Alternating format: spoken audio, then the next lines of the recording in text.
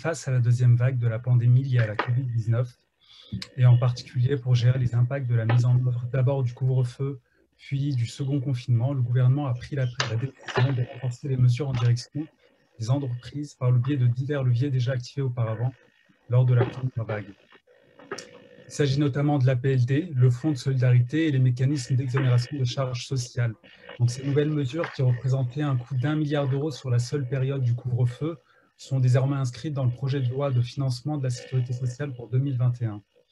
En effet, le budget 2021 de la sécurité sociale a été adopté par le Parlement le lundi 30 novembre dernier et s'est en réalité transformé en gouffre financier pour la crise sanitaire liée au Covid et son impact économique. Donc, pour développer de manière plus précise sur ces mesures financières de soutien aux entreprises durant cette crise sanitaire, qui feront par ailleurs l'objet de notre première partie, je vais laisser la parole à Maître Michaud, avocat en droit social et cofondateur du cabinet d'avocats Juricial, qui intervient plus spécifiquement en droit du travail et en droit de la sécurité sociale. Merci à vous. Je vous partage donc l'écran sur le document préparé.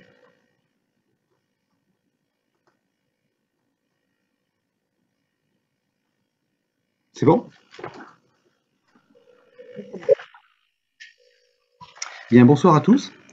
Merci de votre présence par visioconférence. Donc, j'ouvre les débats sur la première partie relative donc aux mesures de flexibilité et de maintien de l'emploi au titre des soutiens financiers.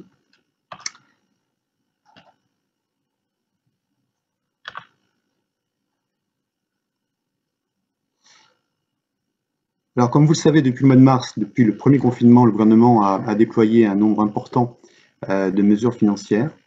Le but de ces mesures est très clairement de soutenir les entreprises par le biais de leur trésorerie, et notamment celles dont l'activité est fermée sur décision administrative de manière directe ou indirecte.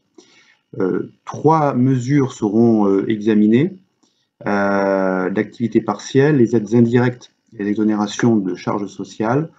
La troisième mesure étant le fonds de solidarité, le but étant d'éviter les plans de licenciement économique et surtout le PSE qu'il y a derrière.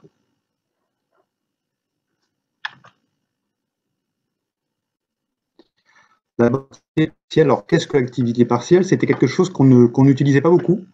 Dans le passé, je crois que depuis plus de 20 ans que je fais ce métier, j'ai dû participer à la mise en chômage partiel, le vieux terme, de 2 ou 3 entreprises, pas plus que cela, et uniquement dans des cas de sociétés à la veille d'intenses difficultés.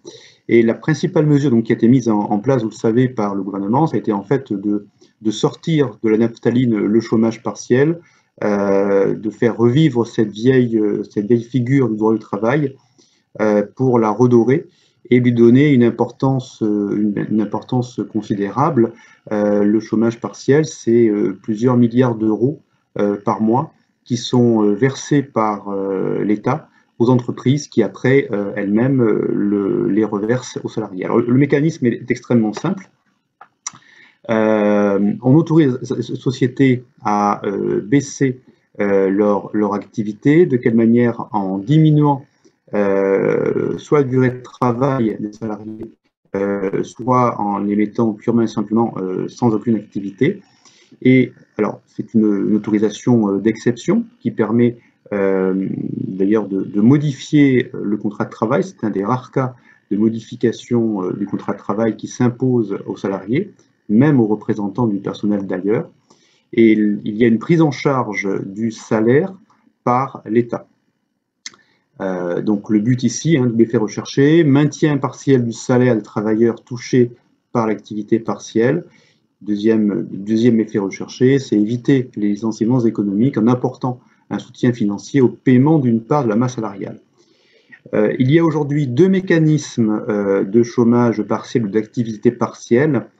L'activité partielle proprement dite, propre à la Covid-19, et le nouveau régime qui présuppose un accord d'entreprise ou un accord de branche, qu'on appelle l'APLD, l'activité partielle de longue durée.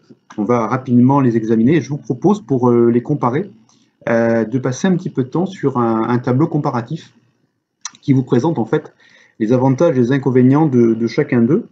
Dans les deux cas, l'entreprise qui a recours au chômage partiel est autorisée, donc, comme je vous le disais, à diminuer la durée de travail de ses salariés de manière collective et contre la prise en charge de la baisse des rémunérations proportionnées à cette baisse de durée de travail, donc contre la prise en charge partielle par l'État.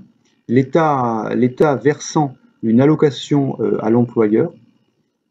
Donc je vous laisse prendre connaissance ici des montants. Sur l'activité partielle de droit commun, l'État verse l'équivalent de 60% de la rémunération horaire brute du salarié.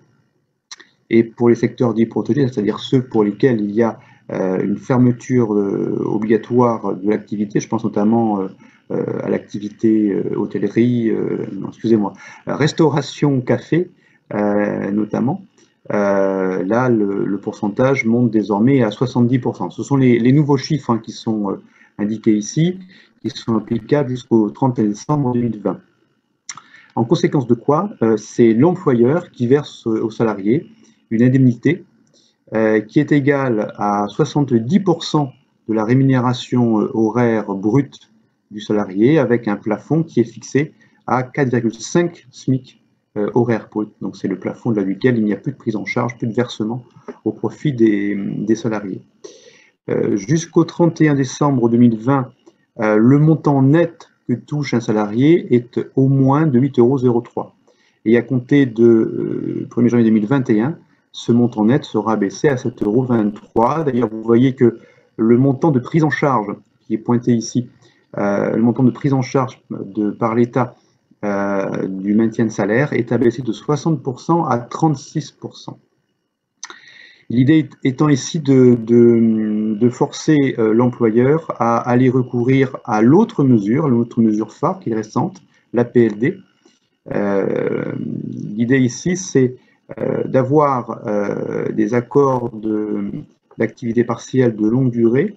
Donc, dans le système de base, c'est une décision unilatérale qui est prise par l'employeur et qui suppose une autorisation préfectorale par le biais d'un système de déclaration informatisée.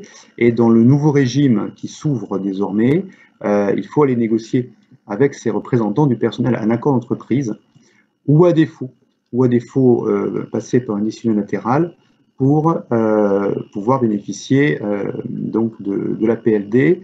Le montant de prise en charge par l'État est un montant qui est plus élevé, 60%, alors que le nouveau, celui sera baissé à 36% pour le mécanisme d'allocation partielle de droit commun.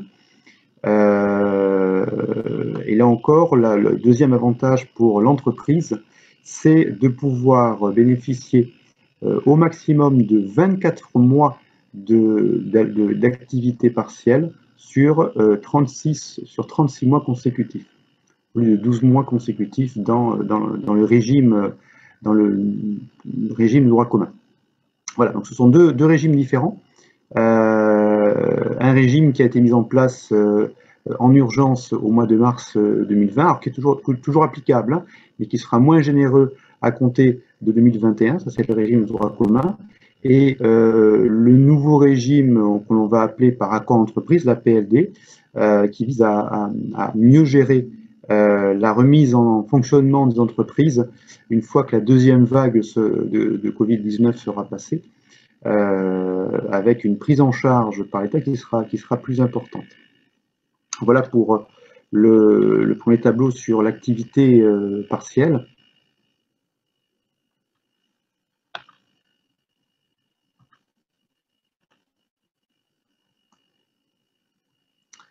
Alors, modalité régime de ces deux types d'activités partielles.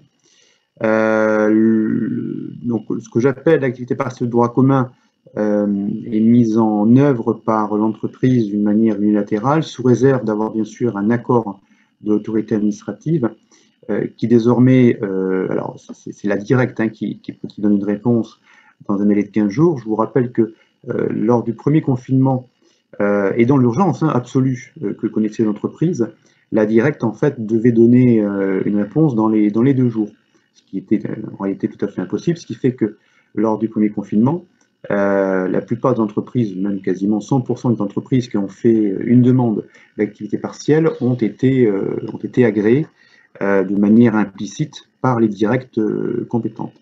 Et dans le cas du deuxième confinement, et pour éviter certains abus, voire excès, l'administration a mis en place un système un peu différent. Là, il faut une autorisation. Le délai de réponse est de 15 jours et l'examen des dossiers est un peu plus fouillé que lors du premier confinement. Voyons maintenant le régime de la PLD.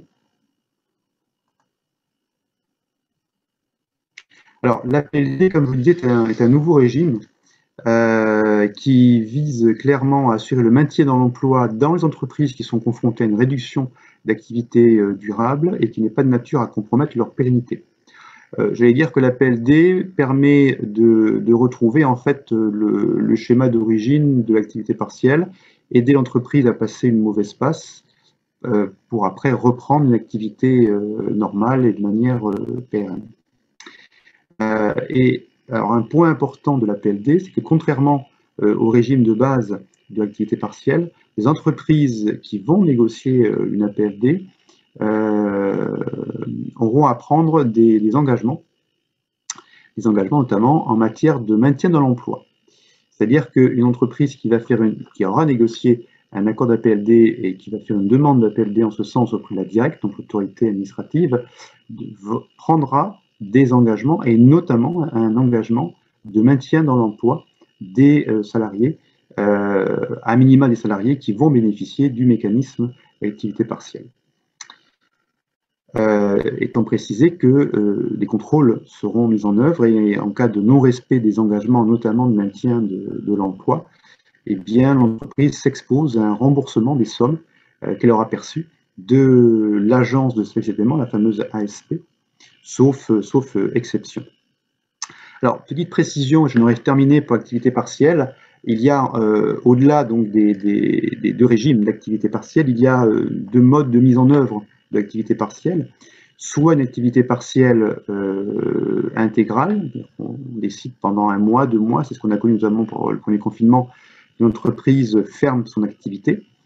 Et donc, quasiment l'ensemble de ces services sont à l'arrêt avec une prise en charge à 70% par l'État. Donc, ça, c'était le régime de la mi-mars jusqu'à la mi-mai dernier.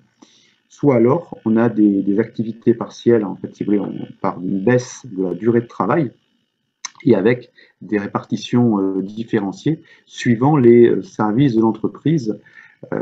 L'exemple aujourd'hui qu'on connaît bien, c'est les activités télétravaillables ne sont pas mises en activité partielle, les salariés sont chez eux en télétravail, et ceux par contre qui auraient dû être dans les locaux de l'entreprise, eux sont mis en activité partielle, soit à 100%, soit pour une durée de travail partielle, avec une prise en charge à proportion par l'État. Donc, vous voyez que je reviens quelques instants sur la PLD et sur le tableau. C'est un point qui est très intéressant, c'est que la PLD, qui est pointée ici avec la petite croix, la PLD qui est assez récente finalement, date de quelques semaines, cette APLD, elle est vue comme un mécanisme qui sera applicable jusqu'au moins en 2022, ce qui veut dire que dans l'esprit, en tout cas, de l'autorité administrative, la remise en état de l'activité économique sera longue. Une fois sorti du 2e confinement, j'espère qu'il n'y aura pas un 3e, on prévoit un besoin de relancer l'activité, de soutenir les entreprises, au moins jusqu'en 2022, ce qui montre quand même la gravité de la situation économique qui touche les entreprises. Deuxième lot de mesures qui sont résumées sur cette slide, page 7, un ensemble d'aides indirectes et d'exonérations. Alors, la première peut-être de ces aides et la plus importante à mon sens, c'est le PGE, le fameux prêt garanti par l'État que vous voyez ici dans l'hexagone du bas, J'en rappelle brièvement les modalités. Toute entreprise peut demander à sa banque le déblocage d'un prêt, le PGE, le prêt garanti par l'État, dont le montant n'excédera pas un quart de son chiffre d'affaires 2019. Je parle bien de déblocage parce qu'a priori, il n'y a aucune garantie qui est demandée à l'entreprise qui emprunte. Pourquoi? Parce que là encore, c'est l'État enfin, non pas qui finance, mais en tout cas qui garantit aux banques jusqu'à 90% du montant de l'emprunt pour des prêts pour la plupart des entreprises et pour les très grosses sociétés. Le montant de la garantie de l'État, lui, baisse, ce qui d'ailleurs suppose un accord direct du ministère de des Finances. Mais de manière générale, pour la plupart des entreprises que nous connaissons sur la région toulousaine, alors bien sûr j'exclus les quelques gros, notamment Airbus, n'importe quelle société, sauf celle en situation de dépôt de bilan, notamment, obtient sans difficulté un PGE de sa banque. L'idée étant que le PGE est en fait une mesure de soutien à la trésorerie. En réalité, si vous interrogez les banques, elles vous diront qu'elles prêtent sans difficulté, qu'il faut utiliser cet argent aux fins d'investir pour la reprise économique que l'on prévoit pour 2021 ou 2022. Notamment, c'est ce que nous dit l'OCDE aujourd'hui.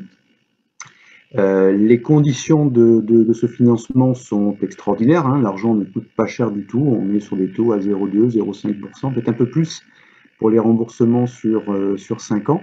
Donc on est sur des taux globaux qui sont relativement faibles. La première année, pendant la première année de versement du prêt garanti, l'entreprise ne rembourse rien. Ce n'est qu'au terme de la première année, donc il y a un report d'un an, que l'entreprise peut rembourser soit intégralement, soit alors sur une durée qui peut varier jusqu'à 5 ans. Et dans ce cas-là, donc, elle va rembourser chaque mois 1/60 de son emprunt, plus le taux qui aura été fixé. Et d'ailleurs, à ce jour, les taux ne sont pas encore définitivement fixés. Ce sera fixé, je pense, d'ici quelques mois par Bercy. Donc, le prêt garanti par l'État, première mesure. Deuxième mesure, un ensemble de reports de cotisations salariales et patronales. Alors notamment, on l'a encore vu là pour l'exercice du mois de novembre 2020. Alors ça s'applique de manière quasi automatique pour les entreprises de petite taille. En gros, c'est les auto-entrepreneurs notamment et les artisans, commerçants. On peut le tenir également pour les entreprises qui ont des salariés sur demande. Là-dessus, moi, je ne suis pas forcément favorable de conseiller à toute société qui se porte bien le report de ses cotisations, parce que finalement, ce n'est qu'un report de cotisation, ce n'est pas un trait de crayon sur les sommes à payer, et il me semble préférable de payer ces cotisations au fur et à mesure si on en a les moyens. Des remises d'impôts directs également ont été prévues par Bercy. Les paiements en matière fiscale. Peut-on citer encore une discussion en cours avec les grands bailleurs commerciaux pour permettre notamment aux commerçants de reporter leur loyer, enfin le paiement de leur loyer, eux dont les commerces ont été fermés d'autorité en raison des confinements, et puis également les reports de 6 mois des remboursements des emprunts immobiliers pour les entreprises qui auront acquis des locaux immobiliers. Voilà pour les principales mesures. Alors, elles sont foisonnantes parce qu'à ces mesures importantes, il faut rajouter différentes mesures localisées, notamment celles prévues par chaque région. Alors, nous avons également un lot important de mesures pour la région Occitanie, notamment un plan aéronautique qui a été mis en place. Et on peut ajouter après à cela des mesures encore plus localisées suivant les municipalités. L'autre point important qui mériterait à lui tout seul de passer plusieurs heures, c'est le fonds de solidarité qui a été mise en œuvre, et qui est toujours mise en œuvre par Bercy, ministère de l'économie et des finances. Je crois que sans dire de bêtises, il pèse quelque chose comme 430 milliards d'euros. Alors en aide directe, indirecte, PGE inclus, je crois. c'est dire l'importance et le coût financier finalement des mesures de confinement et de relance économique. Alors, ce fonds de solidarité a pour objet le versement d'aides financières défiscalisées aux personnes physiques et morales de droit privé qui exercent une activité économique et qui sont particulièrement touchées par les conséquences économiques, financières et sociales de la propagation du Covid ou de la Covid-19 et les mesures prises pour limiter la propagation. Ce fonds est financé par l'État, les régions, les collectivités territoriales, les établissements publics de coopération intercommunale, la fiscalité propre, les acteurs privés, et l'aide financière peut être perçue en complément d'autres aides instituées par les pouvoirs publics. Alors, qui peut bénéficier des différentes mesures du Fonds de solidarité? Eh bien, il faut être une personne physique ou morale, commerçant, artisan, profession libérale, peu importe le statut, société commerciale, entrepreneur individuel, association et les régimes fiscal et social, y compris les micro-entrepreneurs. Donc, il faut être une personne physique ou morale, résidente fiscale française et exerçant une activité économique.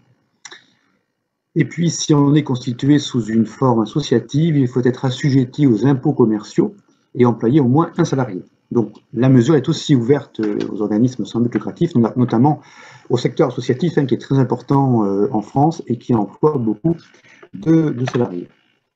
Qui en est exclu?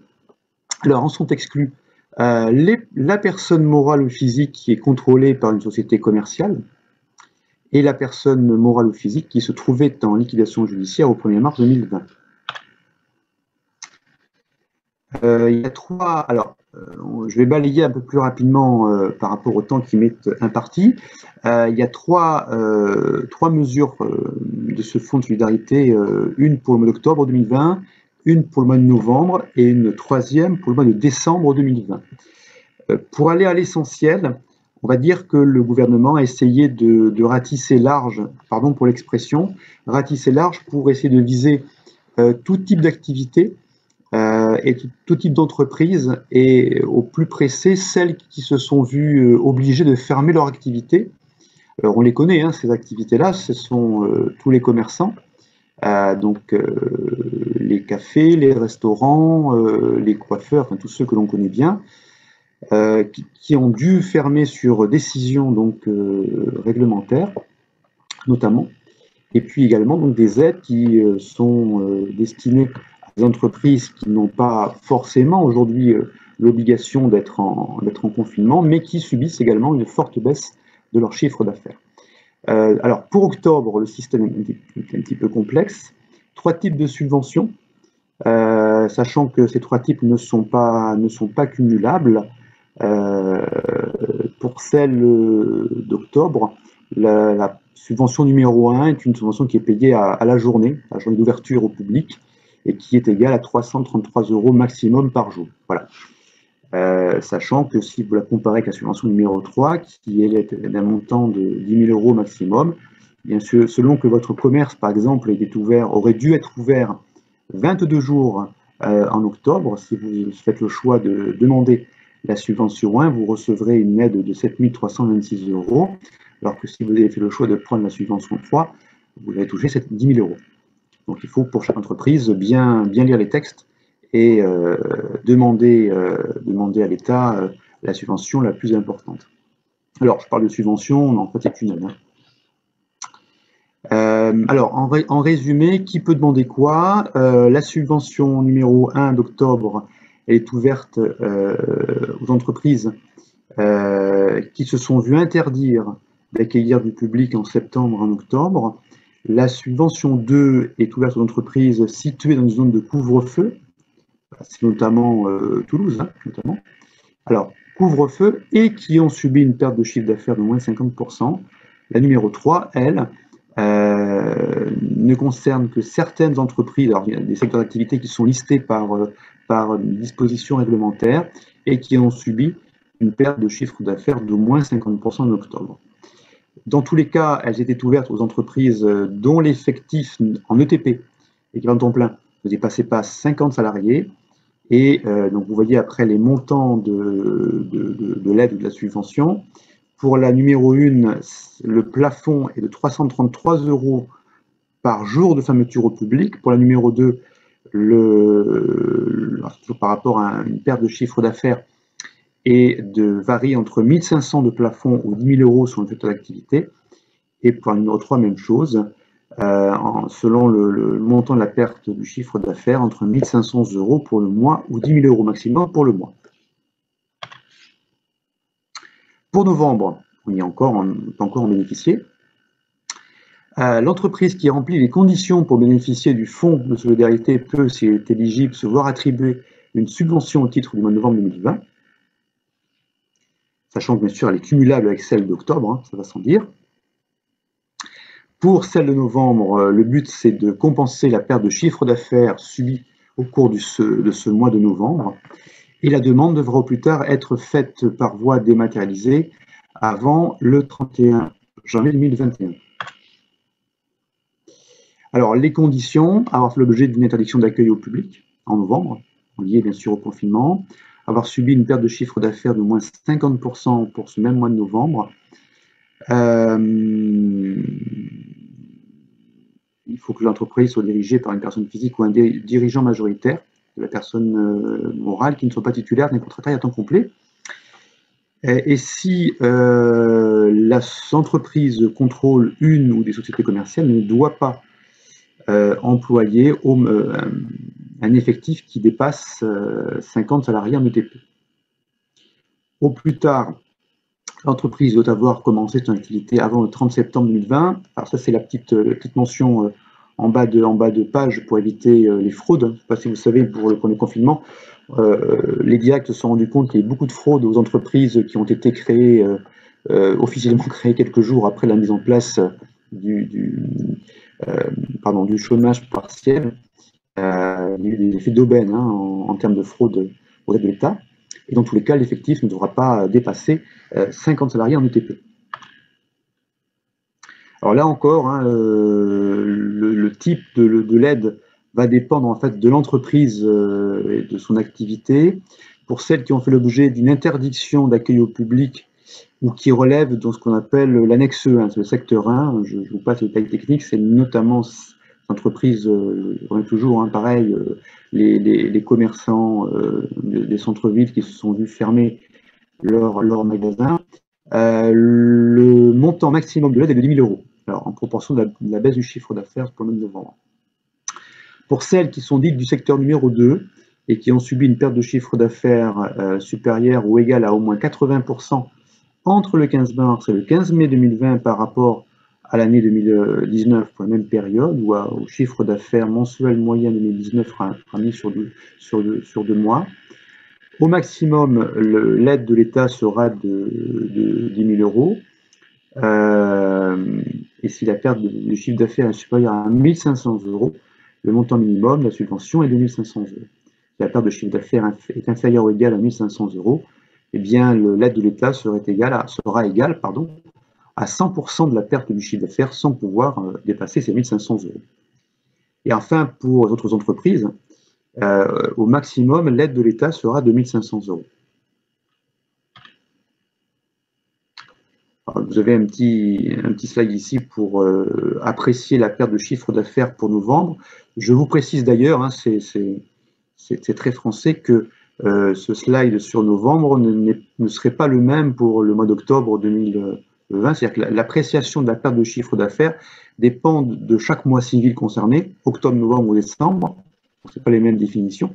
Et si on reprend le mois d'octobre 2020, les définitions de perte de chiffre d'affaires ne sont pas les mêmes selon qu'on relève de la subvention numéro 1, de celle numéro 2, de celle numéro 3. Cela, pour faire simple, alors on fait compliqué. Alors, décembre 2020, maintenant, avec une... alors, toujours pareil, on a 3 types d'entreprises. Les entreprises qui sont fermées de manière administrative, toujours les mêmes, les fameux commerces. Alors, première différence, il n'y a plus de limitation par rapport à la taille de l'effectif. Donc, toute société qui est contrainte de fermer de manière administrative pourra bénéficier de l'aide maximum, dont le montant est maintenant jusqu'à 10 000 € à proportion du chiffre d'affaires perdu, bien sûr. ou deuxième montant de l'aide, ou une aide qui serait égale à 20% du chiffre d'affaires de 2019, dans la limite de 200 000 euros par mois, par rapport au montant de la perte de chiffre d'affaires, sachant qu'au maximum, l'aide pourrait être de 480 000 euros. J'attends sur ce point des précisions de l'État, parce que les indications données sur le site du ministère de l'Économie et des Finances sont pour l'instant un petit peu floues. En tout cas, le montant donc, est considérablement remonté. Deuxième montant d'aide pour les entreprises du secteur S1 et S1 bis, tourisme, événementiel, sport et secteurs liés. Pour le mois de décembre, les entreprises des secteurs du tourisme, de l'événementiel, de la culture et du sport auront accès au fonds de solidarité sans critère de taille. Donc là encore, le plafond de 50 salariés ne tient plus. Dès lors qu'elles perdent au moins 50% de chiffre d'affaires, elles pourront alors bénéficier d'une aide de jusqu'à 10 000 euros ou d'une indemnisation de 15% de leur chiffre d'affaires 2019. Et pour les entreprises qui perdent plus de 70% de leur chiffre d'affaires, l'indemnisation pourra atteindre 20% du chiffre d'affaires dans la limite, donc c'est 20% dans la limite de 200 000 euros par mois. Entreprise du secteur lié, donc c'est S1 bis, de moins de 50 salariés qui enregistreraient des pertes d'au moins 50% de chiffre d'affaires pourront bénéficier d'une aide pouvant aller jusqu'à 10 000 euros dans la limite de 80% de la perte du chiffre d'affaires. Et enfin, pour toutes les autres, celles qui en fait peuvent rester en activité, mais dont l'activité se trouve impactée par le confinement, notamment le bâtiment, l'aéronautique, etc. Ces entreprises-là, du moment que leur effectif ne dépasse pas 50 salariés, et si elles subissent une perte de chiffre d'affaires de 50% sur le mois de décembre, elles pourront bénéficier d'une aide qui pourra atteindre jusqu'à 1 500 euros pour ce même mois de décembre. Donc voilà, on a passé en vue rapidement les trois types d'aides financières directes ou indirectes mises en œuvre par le gouvernement pour soutenir très clairement les entreprises. Pour finir, c'est un quatrième point, mais qui n'est pas vraiment un quatrième point. Si on lit entre les lignes et si on écoute les différents messages envoyés par le ministère de l'Économie et des Finances et le ministère du Travail, très clairement, le but est de soutenir à bout de bras l'ensemble du secteur productif en faisant prendre en charge par l'État, en tout cas pour 2020, on verra ce qu'il en sera pour 2021, en faisant prendre en charge par l'État au maximum le poids de la masse salariale des sociétés, des entreprises productives, dans la mesure où celles-ci n'ont pas été en mesure d'avoir une activité normale. Alors, on constate que pour l'instant, ces mesures ont fonctionné, puisque, je pense que c'est peut-être une question qui sera abordée un peu plus tard, mais puisque pour l'instant, le nombre des PSE, finalement, n'est pas aussi explosif qu'on aurait pu le craindre. On ne constate pas tant que cela une augmentation du nombre des licenciements économiques, pour la simple et bonne raison que les entreprises sont dans l'attente et sont sous perfusion financière de l'État. Je pense que les décisions de licenciement seront prises au cours du premier semestre 2021, lorsqu'au fur et à mesure, les mesures de soutien direct et indirect vont s'amenuiser et que ne restera en activité finalement que le chômage partiel, l'activité partielle, notamment l'APLD. Alors, petit rappel, j'en aurais fini, il n'y a de PSE que si une entreprise emploie au moins 50 salariés en équivalent temps plein et qu'elle projette de réduire ses effectifs d'au moins 10 salariés sur 30 jours. Dans ce cas, l'employeur devra définir un PSE, un plan de sauvegarde de l'emploi, qui, à minima, devra contenir un certain nombre de mesures, des mesures de nature à éviter les licenciements ou à en limiter le nombre, différentes mesures d'accompagnement. Alors, on peut être très imaginatif, je vous en donne quelques-unes ici, notamment des périodes d'adaptation aux nouveaux postes, lorsqu'on propose des postes de reclassement hors d'entreprise ou en interne, la prise en charge de frais d'aménagement, des coûts la mise en œuvre d'antennes emploi, la mise en place de fils de reclassement, ou de placement, d'aide au départ volontaire, d'aide à la création d'entreprise, de soutien à la réactivation du bassin d'emploi. Bien sûr, ces mesures ne peuvent pas faire écran à l'obligation de mettre en place des mesures loyales de reclassement individuel. Et puis, lorsque l'entreprise concernée est de grande taille, plus de 1000 salariés en France, ou relevant d'un groupe de taille communautaire, il faudra prévoir notamment la mise en œuvre de congés de reclassement et des obligations de recherche d'un repreneur lorsque l'on ferme un site. Voilà, j'en ai terminé.